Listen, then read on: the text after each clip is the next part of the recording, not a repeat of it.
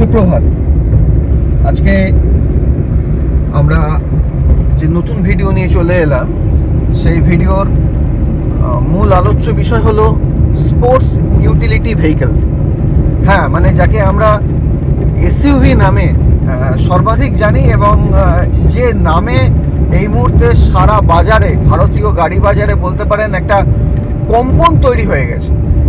SUV চাই, SUV চাই, SUV চাই। যেই গাড়ি কিনুক না কেন তার একটি এসইউভি চাই। মানে স্পোর্টস ইউটিলিটি ভেহিকেলটা কি অ্যাকচুয়ালি? এসইউভি কাকে বলে? এসইউভি কি কোনো ডেফিনেশন ওয়ার্ল্ড ওয়াইড কিছু আছে? এর উত্তর এক কথা বলতে গেলে না, কিন্তু কিছু প্যারামিটার আছে যার ভিত্তিতে একটা গাড়িকে আপনি এসইউভি বলতে পারেন বা না পারেন। তো আমরা কাকে এসইউভি বলবো, কেনই বা এসইউভি বলবো, এবং আমরা ভারতবর্ষে যে গাড়িগুলোকে দেখছি তারা কি আসলে এসইউভি, বা তাকে যে কেনা হচ্ছে তা কেনা কি এসইউভি রূপে সঠিক? আমরা যারা কিনছি এসইউভি নামে, অন্য কোনো গাড়ি কিনছি না তো এসইউভি নামে, মানে নামটা শুধু এসইউভি থেকে যাচ্ছে, হ্যাঁ গাড়িটা অন্য কিছু হচ্ছে। তো আসুন জেনে নেওয়া যাক যে আসলে এসইউভিটা কি, এবং আমরা ভারতীয় ক্রেতারা যারা এসইউভির নাম নিয়ে যে গাড়িগুলো কিনছি তারা কি ঠিক করছি? তো প্রথমেই যেটা আমি বলে নিতে চাই যে এই স্পোর্টস ইউটিলিটি ভেহিকল, যাকে সংক্ষেপে এসইউভি বলা হচ্ছে, এর একাধিক কার্যকারিতা আছে। মানে নামেই আছে স্পোর্টস ইউটিলিটি। একদিকে ইউটিলিটি অর্থাৎ বিভিন্ন ধরনের কাজ, সেটা পরিবহনের ক্ষেত্রে হোক বা টোয়িংয়ের ক্ষেত্রে হোক, অথবা এটার যে অফ রোডিং ক্যাপাসিটি বা কিছুটা অ্যাডভেঞ্চার করার ক্ষেত্রে হোক, এই সব কিছু নিয়েই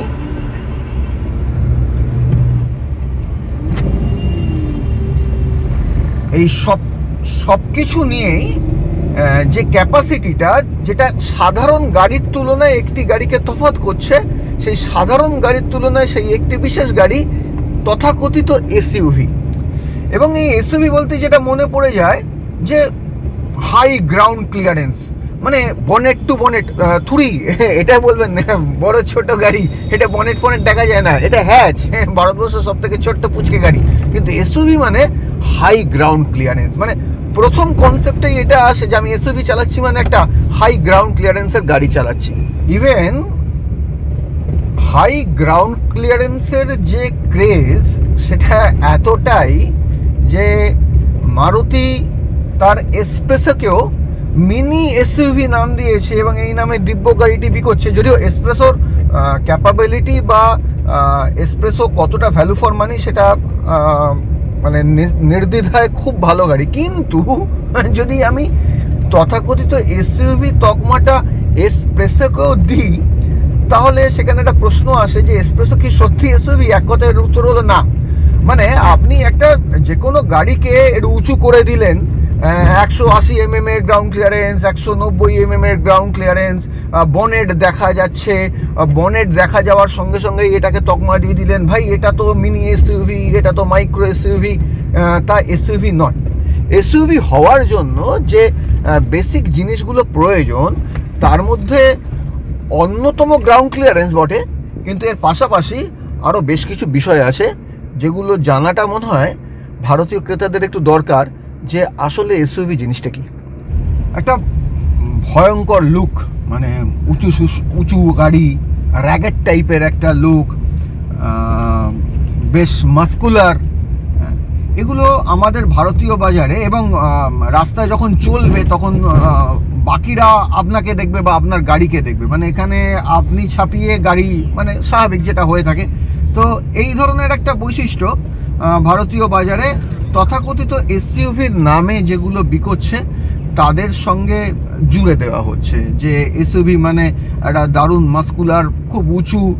এবার সেটা বিলো 4 মিটারও হতে পারে, আবার 4 মিটারও হতে পারে, কিন্তু খুব বড় সড়ো একটা গাড়ি, প্রচুর স্পেস এবং প্রচুর ফিচার, যাদের বেশিরভাগই আপনার জীবনে কোনো কাজে লাগবে না। তো সেটা হয়ে যাচ্ছে এসইউভি। কিন্তু এসইউভি হওয়ার প্যারামিটারের মধ্যে যেগুলো সবথেকে বেশি গুরুত্বপূর্ণ, তার মধ্যে অন্যতম হলো অন্তত পক্ষে একটি রিয়ার হুইল ড্রাইভ। মানে যে গাড়ির পেছনের চাকাটি ঘুরছে আর অবশ্যই 4x4 অথবা অল হুইল ড্রাইভ ভার্সন কটা ভারতীয় গাড়িতে আছে। তো যেটা বলছিলাম সেটা হলো রেয়ার হুইল ড্রাইভ এবং বিশেষত 4x4 অপশন বা অল হুইল ড্রাইভ অপশন। এখন তো 4x4 এর পাশাপাশি অল হুইল ড্রাইভ অপশন এসে গেছে, দুটোর মধ্যে কিঞ্চিত তফাৎ আছে। অল হুইল ড্রাইভ ভার্সনে আপনি স্করপিও এনেরও কিছু মডেল পাবেন, আর একদম স্পেসিফিক 4x4 এ ভারতবর্ষে কিন্তু গাড়ির অপশন খুব কম, সেগুলো নিয়ে পরে আমরা আসছি। তো এটাও একটা এসইউভি হওয়ার জন্য তার নিজস্ব ক্রাইটেরিয়া হয়ে যায়। তো আসুন দেখে নেওয়া যাক ভারতীয় বাজারে বিক্রি হওয়া সিংহভাগ গাড়ি যেগুলো এসইউভি নামে বেশ ভালো বিকোচ্ছে, সেগুলো আসলে এসইউভি কিনা বা এসইউভি যে ক্যারেক্টারগুলো আছে তার সঙ্গে সেই গাড়িগুলো কোনো কারণে ম্যাচ করছে কিনা। আমি আলাদাভাবে প্রত্যেকটা নাম ধরে মোটামুটি ভাবে আমি বলবো, কিন্তু ওভারঅল যে বৈশিষ্ট্যগুলো আগে সেগুলো যদি আমরা দেখে নিই, তাহলে একটা হাই গ্রাউন্ড ক্লিয়ারেন্স সেটা সবসময় দরকার একটা এসইউভির জন্য। কেন না, হাই গ্রাউন্ড ক্লিয়ারেন্স মানে এই না যে আপনি একটা সম্রাট সুলভ একটা রাজ সিংহাসনে বসে বেশ চলেছেন, এর একটা যুক্তি আছে। আসলে এসইউভি বা স্পোর্টস ইউটিলিটি ভেহিকলস যেহেতু তার অফরোড ক্যাপাবিলিটির জন্য তৈরি হয়েছে, যে কোনো রাস্তায় যে রাস্তাটা চলার উপযোগী না সাধারণ গাড়ির জন্য, সেই রাস্তায় এসইউভি কে চালাতে হবে। তো এই ধরনের ক্ষেত্রে বা বিভিন্ন ধরনের ওয়েদারে যে ওয়েদারগুলো সুটেবল না গাড়ি চালানোর জন্য, সেখানে আপনি স্টিয়ারিং এ বসে যাতে দূরের রাস্তাটা বা সিনারিওটা দেখতে পারেন যে আপনি কোন টেরেন্সের উপর দিয়ে যাচ্ছেন। যখন আমরা প্রচন্ড অফরোডে কোথাও যাই, রাস্তা বোঝা যায় না, মানে আমাদের এই ধরনের গাড়ি তো প্রশ্নই নয়, এদের কোনো অফরোডিং ক্যাপাবিলিটি নেই। দেখবেন রাস্তা যদি উঁচু নিচু হয়, আপনি যদি উঁচু জায়গায় বসেন, যেমন ধরুন সাপোজ একটা এক্সাম্পল দিচ্ছি, লরিতে যে লোকটা লরিতে বসে চালাচ্ছে সে দূর থেকে দেখতে পাচ্ছে যে তার সামনে রাস্তাটা কি, কোথায় সমস্যা আছে, কোথায় বড় গর্ত আছে। এসইউভি অনেকটা এই ধরনের। অ্যাকচুয়াল এসইউভি গুলোর ডিজাইন যদি দেখেন তাহলে দেখবেন অনেকটা মিনি ট্রাকের মতো। অর্থাৎ হাই গ্রাউন্ড ক্লিয়ারেন্সটা অ্যাকচুয়ালি আপনার এই চাহিদাটাকে পূরণ করবে যে আপনি যে খারাপ রাস্তা দিয়ে যান না কেন, আপনি দূর পর্যন্ত দেখতে পাচ্ছেন যে কোথা থেকে আপনি গাড়িটাকে বাঁচিয়ে চলবেন। এটা কিন্তু হাই গ্রাউন্ড ক্লিয়ারেন্স হওয়ার মূল কারণ। তো আমাদের ভারতবর্ষে এসইউভি নামে যেগুলো বিক্রি হচ্ছে সেগুলো definitely high ground clearance. Even তথাকথিত একটু আগে বললাম এসপ্রেসো, তারও 180 গ্রাউন্ড ক্লিয়ারেন্স, যা ভারতবর্ষের নিরিখে বেশ ভালো। এমনি যেগুলো অ্যাকচুয়াল এসইউভি সেগুলো প্রায় সবই 200-র উপর গ্রাউন্ড ক্লিয়ারেন্স রয়েছে। পাশাপাশি যেটা বললাম ডিজাইন, তার মাস্কুলার একটা লুক, যে এসইউভি মানে একটা মাস্কুলার লুক, বাকিদের থেকে বাকি গাড়িগুলোর থেকে সেই গাড়িটাকে আলাদা করে দিচ্ছে। পাশাপাশি যেটা রয়েছে সেটা হলো ওই ফিচার কি বলবো আর ফিচার নেই, আর প্রচুর স্পেস। মানে এসইউভি মানে এমন একটা বাহন যা আপনি আপনার পরিবারকে নিয়ে এবং তার সঙ্গে প্রচুর জিনিসপত্র নিয়ে যেতে পারবেন, এবং তার টোয়িং ক্যাপাসিটি। অ্যাকচুয়ালি বিদেশে এসইউভি ব্যাপারটা দ্বিতীয় বিশ্বযুদ্ধ পর্বে যে জিপ এসেছিল, সেই 4x4 কনসেপ্ট থেকে এসেছিল, যে কোনো রাস্তাতেই আপনি আপনার গাড়িটাকে বার করে আনতে পারবেন কোনো এমার্জেন্সি সিচুয়েশনে।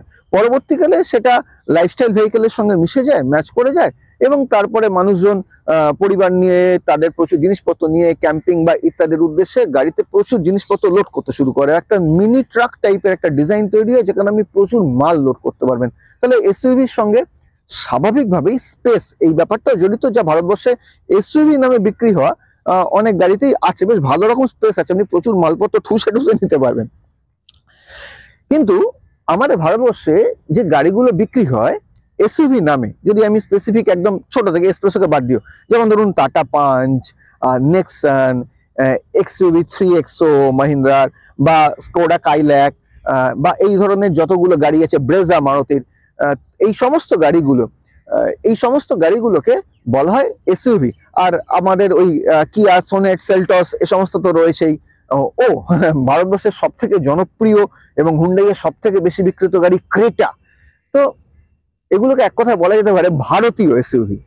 হ্যাঁ, ভারতীয় এসইউভি এই কারণে, কারণ এসইউভির অ্যাকচুয়াল ক্যারেক্টার গুলো এই গাড়িগুলো কোনোটাতে নেই। এই গাড়িগুলো কোনোটাই অ্যাকচুয়াল অফরোডার নয়, মানে ঠিকঠাক অফরোডে ফেললে আমার এই মিনি হালকের যা দশা হবে ওদেরও তাই দশা হবে। হ্যাঁ, ওদের গ্রাউন্ড ক্লিয়ারেন্সটা একটু বেশি, হয়তো খুব একটা উঁচু নিচু বা পাথরকে কাটিয়ে বেরিয়ে চলে আসতে পারবে, কিন্তু এসব কোনো গাড়ি তথাকথিত সান্দাকফুর ওপর উঠে যাওয়া, মানে টাটা পাঞ্চের অ্যাডভার্টাইজমেন্টে দেখিয়েছে, সেটা আমরা সবাই দেখেছি বা অ্যাপ্রিসিয়েটও করেছি যে হ্যাঁ টাটা পাঞ্চ সান্দাকফু উঠেছে, কিন্তু আপনারা জানেন যারা, তারা জানেন ওটা ওই ভিডিও শুটের জন্যই। মানে আপনি যদি নিজে টাটা পাঞ্চের ওনার হন এবং পাঞ্চটাকে ধরুন এরপরে গঙ্গার জলে ফেলার জন্য আপনি রেডি হচ্ছেন, তাহলে হয়তো ওই চেষ্টা চরিত্র করে ক্লাস প্লেট ফার্স্ট প্লেট পুড়িয়ে সান্দাকফু উঠাবেন। কেন? কেননা এই যে গাড়িগুলোর নাম বললাম এরা প্রায় সবাই ফ্রন্ট হুইল ড্রাইভ। এবার এই ধরনের টেরেন্সে যদি রেয়ার হুইল ড্রাইভ না হয় তাহলে তার ক্যাপাবিলিটি থাকবে না, এটা খুব প্রত্যাশিত, কোনো সন্দেহ নেই। একটা অ্যাকচুয়াল 4x4 ছাড়া কোনো গাড়িকে প্রকৃত এসইউভি তকমা দেওয়া যায় না, যেতে পারে না, সেটা এসইউভি হয় না। রেয়ার হুইল ড্রাইভ বা 4x4 ছাড়াও যেটা আরেকটা অত্যন্ত গুরুত্বপূর্ণ ক্যারেক্টার যার উপর ভিত্তি করে এসইউভি তৈরি হয়েছিল, সেটা হলো বডি অন ফ্রেম চ্যাসি। হ্যাঁ, এটা হলো এসইউভির আরেকটা মস্ত বড় গুরুত্বপূর্ণ বৈশিষ্ট্য, যা আমাদের ভারতবর্ষের গাড়িগুলোর মধ্যে তথাকথিত এসইউভি বলে বিক্রি হওয়া গাড়িগুলোর মধ্যে বেশিরভাগের মধ্যে অনুপস্থিত। বডি অন ফ্রেম চ্যাসি, প্রথমে চ্যাসিটাকে বানানো হয়, একটা অত্যন্ত শক্তপোক্ত চ্যাসি, তার উপর বডিটাকে বসানো হয়, বডির শেলটাকে বসানো হয়। আমরা এমনি যেগুলো ওভারঅল গাড়িগুলোকে ব্যবহার করি সেটা ওভারঅল গাড়ি তৈরি হয়, মানে তার বডি ফ্রেম সহ ইঞ্জিন সহ তৈরি হচ্ছে, কিন্তু এসইউভির জন্য যেমন লরি হয়, প্রথমে চ্যাসি তার উপর বডিটা বসে, সেই চ্যাসিটা শক্তপোক্ত হওয়ার জন্য যে কোনো ধরনের অফ রোড উঁচু নিচু রাস্তা যে কোনো পরিস্থিতিতে সেই চ্যাসিটার উপর দিয়ে যাচ্ছে। সমস্ত কিছু যা রাস্তার যা ভাঙাচোরা বলুন বা অফ রোডিং যে বিষয়গুলো বলুন, যা সাধারণ গাড়ি নিতে পারছে না, কিন্তু একটা বডি অন ফ্রেমের চ্যাসির গাড়ি হলে সেটা নিয়ে নিচ্ছে।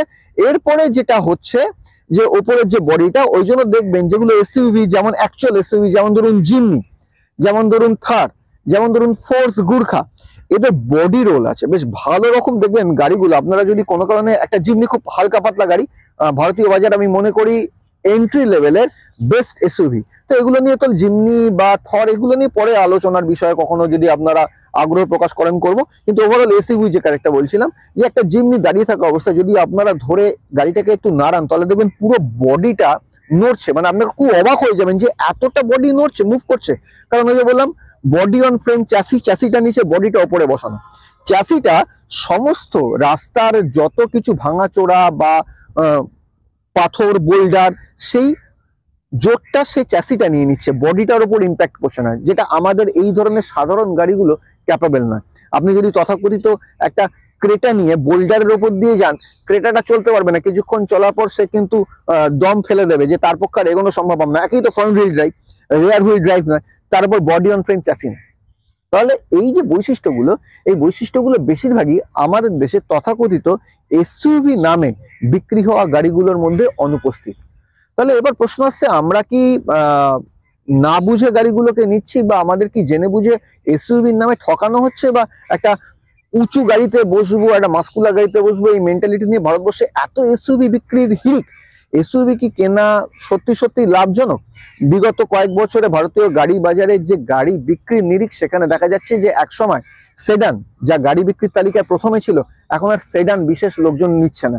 যদিও সুইফট ডিজায়ারের নতুন মডেলটা এখন কিছুটা পরিবর্তন করেছে, সেফটি স্টার যেটা সেটা নিয়ে এসেছে, খুবই সেফ কার, 5 স্টার সেফটি রেটিং নিয়ে এসেছে এবং সেটা বেশ ভালো বিক্রি হচ্ছে। কিন্তু এর বাইরে যে সেডানের যে বিক্রি সেটা ক্রমাগত কমছে, অথচ সেডানের থেকে আরামদায়ক বা এই ধরনের ফিলিংস খুব একটা অন্য গাড়িতে পাওয়া যায় না। এখন এসইউভি ক্রেজ এত বেশি, অথচ আপনি যদি একটা এসইউভি নিয়ে চলেন তাহলে হাই রোডে যদি দেখেন বা এক্সপ্রেসওয়েতে দেখেন যে খুব বেশি স্পিডে, হাই স্পিডে কিন্তু আপনি স্টেবিলিটি পাবেন না। কারণ এসইউভির যে ওই বডি অন ফ্রেম স্ট্রাকচার, তার যে বডি রোল, আপনি কিন্তু সেই চালানোর মজা পাবেন না। কখন পাবেন? যখন আপনি অফ রোড করছেন, যখন আপনি আফিলে গাড়ি চালাচ্ছেন, তখন আপনি বুঝতে পারবেন এসইউভির পাওয়ার বা রেয়ার হুইল ড্রাইভের পাওয়ার। কিন্তু এমনি সময় কিন্তু হচ্ছে না। তাহলে আমরা এসইউভি যে নিচ্ছি তা কি প্রকৃত এসইউভি? এবার আসা যাক প্রকৃত বাস্তবতায়। আপনি যে এসইউভি নেবেন, একটা রেয়ার হুইল ড্রাইভ গাড়ি নেবেন, যে মুহূর্তে কোনো গাড়ি রেয়ার হুইল ড্রাইভে যাবে সেই মুহূর্তে তার যে নেগেটিভিটি গুলো আসবে, তার প্রথম ও প্রধান নেগেটিভিটি হলো ফুয়েল কনজাম্পশন অনেক বেশি, তেল খরচা বেশি। কারণ রেয়ার হুইল ড্রাইভের যে পেছনের চাকাকে পাওয়ার দেওয়া, সেই পাওয়ারের জন্য তেল খরচা বেশি হয়ে যায় প্রথমত। দ্বিতীয়ত, যেই আপনি বডি অন ফ্রেম চ্যাসিসে আসবেন, অমনি গাড়ির ওয়েট অনেক বেশি হয়ে যাবে, হেভি গাড়ি হয়ে যাবে। স্বাভাবিকভাবেই একে রেয়ার হুইল ড্রাইভ, তারপর হেভি গাড়ি। আপনি যে কোনো অ্যাকচুয়াল 4x4 কে দেখবেন, তার মাইলেজ দেখলে মানে মাথা খারাপ হয়ে যাবে। অর্থাৎ মাইলেজের তো ছেড়েই দিন, ওটার সঙ্গে কোনো সম্পর্ক নেই। আপনি গাড়িটাকে একটা অত্যন্ত পাওয়ারফুল গাড়ি হিসেবে পাচ্ছেন। এবারে যেটা বলছিলাম যে বাস্তবতা, আমাদের এখানে কি সত্যি অফরোডিং প্রচুর আছে যে যার জন্য আপনাকে একটা এসইউভি নিতে হবে বা তার রিকোয়ারমেন্ট আছে? আমি এখনো অব্দি দুবার আমার অল্টো নিয়ে 160 mm এর গ্রাউন্ড ক্লিয়ারেন্স ওয়ালা গাড়ি নিয়ে লাদাখ ঘুরে এসেছি, এবং লাদাখের এমন কোনো হাই মাউন্টেন পাস নেই যা আমি কভার করিনি। অসুবিধা কি হয়নি? হ্যাঁ, ডেফিনেটলি হয়েছে। উমলিংলাতে উঠতে গিয়ে একটা 3 সিলিন্ডার ছোট ইঞ্জিনের যেটা অসুবিধা হয়, আমাকে গিয়ার শিফটিং করতে হয়েছে নিচের দিকে, তবে উঠেছে। তখন আমার পাশ দিয়ে একটা বড় সিসির ইঞ্জিনের গাড়ি যখন যাচ্ছে, সে গাড়িটা যেখানে 3 গিয়ারে তুলে দিচ্ছে, সেখানে আমাকে হয়তো 1 গিয়ারে শিফট করতে হচ্ছে। সেটা ছোট গাড়ির সমস্যা। কিন্তু একটা বড় গাড়ি হতে পারে ফ্রন্ট হুইল ড্রাইভ, কিন্তু একটা শক্তিশালী ইঞ্জিন, একটু হাই পাওয়ার ও টর্কের সঙ্গে সহজে উমলিংলা করে নিচ্ছে। লাদাখের বেশিরভাগ জায়গায় এখন খুব সুন্দর রাস্তা করে দিয়েছে। হ্যাঁ, কখন আপনার একটা 4x4 অ্যাকচুয়াল দরকার? যদি আপনি উইন্টার স্পিতি করেন, উইন্টার লাদাখ করেন, অর্থাৎ পার্টিকুলার নির্দিষ্ট সিজনে যদি যান। আমাদের নর্থ ইস্টে, সিকিম এবং নর্থ ইস্টের কিছু জায়গা আছে যেখানে সত্যি সত্যি without SUV, actual proper SUV ছাড়া সম্ভব না। সেখানকার লোকালরা মূলত এসইউভি ব্যবহার করেন, তাদের কাছে অপশন নেই। কিন্তু আমরা যারা সাধারণ কাস্টমার, কখনো ধরুন বছরে একবার দুবার ঘুরতে বেরোচ্ছি, কখনো মনে হচ্ছে যদি একটু অফরোড আসে, একটু উঁচু গাড়ি হলে ভালো হয়, তার জন্য কিন্তু ভারতীয় বাজারে এসইউভি নামে যে গাড়িগুলো বিক্রি হচ্ছে, হতে পারে তাতে এসইউভির সব ক্যারেক্টার নেই, হতে পারে সেখানে 4x4 অপশন নেই, হতে পারে রেয়ার হুইল ড্রাইভ নেই, হতে পারে বডি অন ফ্রেম চ্যাসি নয়, কিন্তু তা সত্ত্বেও যে গ্রাউন্ড ক্লিয়ারেন্স, যে পাওয়ারফুল ইঞ্জিন, যে টর্ক, তা কিন্তু আপনাকে টুকটাক খারাপ রাস্তা থেকে বার করে নিয়ে আসতে সক্ষম। পাশাপাশি গাড়িগুলি সাশ্রয়ীও বটে। মানে একদিকে ফুয়েল কনজামশনের দিক থেকে বেশ কিছু গাড়ি যথেষ্ট অ্যাট্রাকটিভ, উল্টো দিকে যেহেতু বডিটা হালকা, অতটা হেভি ওয়েট নয়, স্বাভাবিকভাবে তার মেনটেনেন্স কস্ট বা ইত্যাদি তুলনামূলক অ্যাকচুয়াল এসইউভির তুলনায় কিন্তু কম। তাই ভারতীয় বাজারে যে গাড়িগুলো এসইউভির নামে বিক্রি হচ্ছে, মানুষ যে জানেন না যে তা নয় যে আমি অ্যাকচুয়াল এসইউভি কিনছি না, কিন্তু যে সুবিধাগুলো, এটা তো কোনো সন্দেহ নেই যে একটা হাই গ্রাউন্ড ক্লিয়ারেন্সের গাড়িতে বসলে, একটা উঁচু জায়গায় বসলে আপনি পুরো রাস্তাটা দেখতে পাচ্ছেন, আপনি বনেট দেখতে পাচ্ছেন, সেখানে চালানোটা অনেক ইজি হয়ে যাচ্ছে, এবং আপনার যখন নিজে গাড়ি চালানোর ফিলিংস সেটা অন্য ধরনের হয়ে যাচ্ছে। সে ব্যাপারে কোনো সন্দেহ নেই। কোনো সন্দেহ নেই যে একটা হাই গ্রাউন্ড ক্লিয়ারেন্সের গাড়ি খারাপ রাস্তা বা কিছুটা বোল্ডার, কিছুটা পাথর যদি কখনো কদাচিৎ আসে, আপনাকে কিছুটা বার করে নিয়ে আসতে পারবে। তাই ভারতীয় বাজারে এসইউভি নামে যেগুলো বিক্রি হচ্ছে, সেগুলো খুব একটা খারাপও বলা যেতে পারে না। এবং এই প্র্যাকটিক্যালিটির দিক থেকে কিন্তু বর্তমানে ভারতীয় বাজারে যারা ক্রেতা, তারা এই এসইউভি লুক এটাকে পছন্দ করছে। এবং যেহেতু খুব স্পেসিয়াস আর ওই তথাকথিত ফিচার, হ্যাঁ এখন তো সব গাড়িতেই দিচ্ছে, যে একটা বড় স্পেস রয়েছে গাড়িতে, সেই স্পেসটাকে মানুষজন কাজেও লাগাতে পারছে, কোথাও ঘুরতে যাওয়ার জন্য, প্রচুর লাগেজ ক্যারি করার জন্য। তাই এসইউভি নামে যেগুলো বিক্রি হচ্ছে, সেগুলো তথাকথিত এসইউভি না হলেও ভারতের বাজারে ভারতীয় কাস্টমারের রিকোয়ারমেন্ট অনুযায়ী বেশ দিব্য কিন্তু মিলে গেছে বলা যেতে পারে। তো আজকের আলোচনার মূল উপজীব্য ছিল এটাই। আলোচনা শেষ করার পর্বে জানিয়ে রাখি যে আমাদের এখানে অ্যাকচুয়াল এসইউভি অন্তত কি, সেগুলো অন্তত জেনে রাখেন।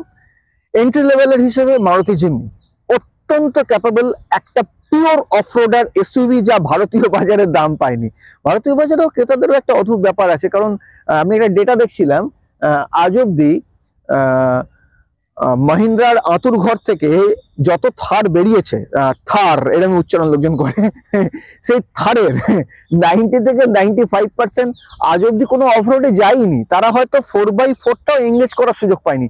ওই শহরে আমি একটা থর চালাচ্ছি, এত উঁচু জায়গায় বসে আছি, বা হতে পারে অন্যভাবে নেবেন না, আমি প্রমোটার বা বাহুবলী, আমার কাছে এরকম একটা গাড়ি আছে, এনাদের সঙ্গে অফরোডের সম্পর্ক নেই। মানে মাহিন্দ্রা থারকে বার করেছিল হয়তো অন্য কোনো ধারণা থেকে। থারের যে আগের ভার্সনটাও ছিল, সেটা অ্যাকচুয়াল প্রপার 4x4 ছিল, এটাকেও আরো উন্নত করে ওরকম অসাধারণ দেখতে করে বার করলো। কিন্তু ভারতীয় বাজার, ভারতীয় কাস্টমাররা এই গাড়িটাকে গ্রহণ করলো যে আমি বাকিদের থেকে আলাদা, আমি থার চালাচ্ছি, অফরোডের সম্পর্ক নেই। Jimny actual proper off-roader entry লেভেলে। ফোর্স গুর্খা, স্করপিও এনকে 4x4 কে বলতে পারেন, কনসিডার করতে পারেন যে একটা অফরোডার। এর থেকে উঁচু সেগমেন্টে গেলে, উঁচু সেগমেন্ট মানে সমতুল্য গাড়ি ইসুজু 4x4, এর থেকে উঁচু সেগমেন্টে গেলে আমাদের ফরচুনার মানে টয়োটা এবং হাইল্যাক্স অ্যাকচুয়াল আপনার অফরোডার। আর এর পাশাপাশি যেগুলো খুব ভালো অফরোডার ছিল সেগুলো ভারতীয় বাজার থেকে উঠে গেছে। যেমন আশা করি যারা গাড়ি ভালোবাসেন বা এনথুজিয়াস তারা মিৎসুবিশি পাজেরোর কথা ভোলেননি। ডাকার র্যালিতে একাধিকবার বিজয়ী হয়েছে, পৃথিবীর অন্যতম সেরা অফরোডার, যেটা ভারতবর্ষে ছিল কিন্তু এখন তো পাজেরো চলে গেছে, মিৎসুবিশি চলে গেছে, বা ফোর্ড এন্ডেভার চলে গেছে ভারত থেকে, যেগুলো আমাদের দেশে প্রপার অফরোডার। এগুলোকে বলা হয় প্রপার অফরোডার বা 4x4। তো যেহেতু আমি আজকের আলোচনায় এই তথাকথিত এসইউভি জিনিসটা কি সেটা বলার চেষ্টা করছিলাম, যেটুকু আমি জানি, তাই আমাদের দেশে অ্যাকচুয়াল অফরোডার কারা সেগুলো জানালাম। আর এ প্রসঙ্গে জানিয়ে রাখি যে যদি 4x4 নাও হয়, যদি রেয়ার হুইল ড্রাইভও হয়, মানে বডি অন ফ্রেম চ্যাসি বা রেয়ার হুইল ড্রাইভ, সেটাও কিন্তু একটা খুব মারাত্মক অফ রোডিং ক্যাপাবিলিটি বা আপ হিলে আপনাকে দারুণ সাপোর্ট দেবে। সেক্ষেত্রে একটা খুব মজাদার ডেটা আছে, ভারতবর্ষে entry level rare wheel drive গাড়ি যেটা শুরু হচ্ছে সেটা হলো ইকো। মানে আমি ইলেকট্রিক গাড়িগুলোকে আলোচনায় রাখছি না, কিন্তু ইলেকট্রিক গাড়িগুলো আপনারা জানেন সেগুলো কিন্তু রেয়ার হুইল ড্রাইভ, আমি ওগুলোকে আলোচনায় রাখছি না আজকের এই ভিডিওতে। মারুতি ইকো কিন্তু রেয়ার হুইল ড্রাইভ, তাকে অফরোডার আমি বলবো না, কিন্তু তার একটা সুবিধা আছে রেয়ার হুইল ড্রাইভের। এছাড়া আমাদের যে বোলেরো নিও, এগুলো সবই কিন্তু রেয়ার হুইল ড্রাইভের আসছে। এগুলোকে আপনারা 4x4 পাবেন না অপশনে, কিন্তু রেয়ার হুইল ড্রাইভ আপনি অপশনে পেতে পারেন। এছাড়া আমাদের ওপরের সেগমেন্টে টাটা হ্যারিয়ার, সাফারি, এদের 4x4 অপশন রয়েছে, এরা প্রপার 4x4 অফরোডার হিসেবে কিন্তু ট্রিট হতে পারে। তো আজকে ছিল এই ভিডিও, এই আলোচনা। আশা করি আমি বোঝাতে পেরেছি যে অ্যাকচুয়াল এসইউভিটা কি, আর আমরা যেগুলো কিনছি সেগুলো কি এসইউভি, যদি না হয় আমাদের কি পারপাস সার্ভ হচ্ছে।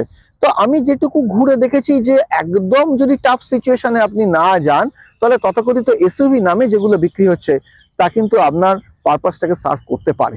কেমন লাগলো আজকের ভিডিও জানাবেন। যদি আপনাদের এই ধরনের ভিডিও আরো দেখার আগ্রহ থাকে একটু কমেন্ট সেকশনে জানাবেন। আপনাদের প্রতিটা কমেন্টেরই আমি সর্বাধিকভাবে জবাব দেওয়ার চেষ্টা করি, হয়তো কখনো বা দেরি হয়ে যায়। যদি ভিডিও ভালো লাগে সমমনস্কদের সঙ্গে শেয়ার করার অনুরোধ রইল। আর যদি মনে হয় যে হ্যাঁ নতুন নতুন ভিডিও আসছে, যদি সাবস্ক্রাইব করেন তাহলে আমি একটু আগ্রহ পাই যে আমি আরো কিছু ভিডিও আনবো। বাই দা বাই, আমার চ্যানেল কিন্তু শুরুই হয়েছিল ভ্রমণের ভিডিও করার জন্য, কিন্তু সাধারণ মানুষ সবসময় তো ভ্রমণ করা সম্ভব হয় না, কিন্তু বছরে তো একবার কি কোচিত কখনো দুবার ভ্রমণ তো হয়ে যায়। তো আমার নতুন ভ্রমণের ভিডিও আসছে, এরপর কিছুদিন হয়তো গাড়ির ভিডিও সেভাবে দিতে পারবো না। তথাকথিত আমি আরেকটি অ্যাডভেঞ্চার ট্রিপের জন্য তৈরি হচ্ছি, মানে একটা সাধারণ মানুষের অ্যাডভেঞ্চার যেটুকু বলে আর কি। তো যারা ফ্যালকনের সঙ্গে প্রথম থেকে যুক্ত, যারা লাদাখ সফর দেখেছেন, যারা আমার নর্থ বেঙ্গল সফর দেখেছেন, তাদের কাছে অনুরোধ রইল যে নতুন সফরটাও আপনারা দেখবেন, কেমন লাগলো জানাবেন। খুব দ্রুত নতুন সফরের ভিডিও আসবে এবং তার প্রস্তুতির ভিডিও আসবে। সবাই ভালো থাকবেন, নমস্কার।